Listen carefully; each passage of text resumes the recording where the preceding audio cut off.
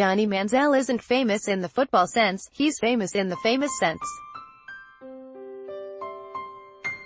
So as news of his trade to Montreal filtered out to a wider football audience on Monday, it sparked a question: why would the Hamilton Ticats trade somebody so famous? The short answer: it made football sense.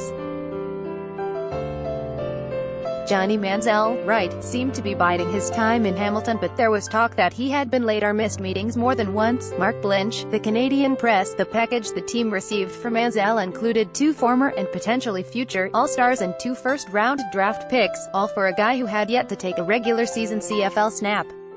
Tickets are better today and potentially better in the long term, and that's hard to do in any trade. Manziel is still very much a question mark, both as a football player and as a person. While the Ticats organization and Manziel's teammates were publicly effusive in their praise, there were rumbles that his commitment to the game wasn't necessarily beyond reproach, that he had been late or missed meetings on more than one occasion.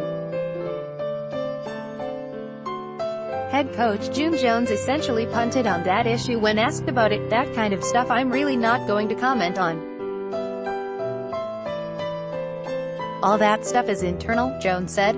"All those things go into decision-making, though." Article continued below. Read more. Hamilton Ticats are no doubt Masoli's team now, with Manziel headed to Montreal. Ticats trade Johnny Manziel to Alouette, so does the play of the others around him.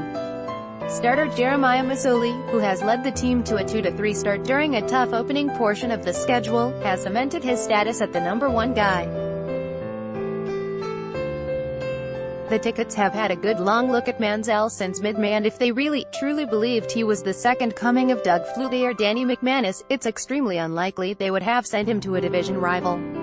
Manziel's arrival was accompanied by an extraordinary amount of hype, some generated by the Ticats themselves. In a piece of remarkable hyperbole, Jones said in an interview in December that Manziel could be the best player to ever play up here. There were several other moments of tire pumping from the organization as they tried to convince him to sign here.